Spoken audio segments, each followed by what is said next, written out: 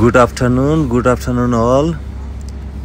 এটা হচ্ছিল হাওপার ভিলা, একদম নিচ থেকে উপর পর্যন্ত সব কিছু চাইনিজদের সংস্কৃতির সাথে জড়িত, এবং এটা একটা পাহাড়ের উপরে। আপনারা যখন ভিতরে প্রবেশ করবেন, আস্তে আস্তে উপরের দিকে উঠবেন, তখনই আপনারা বুঝবেন যে আপনারা ক্রমান্বয়ে উপরের দিকে যাচ্ছেন।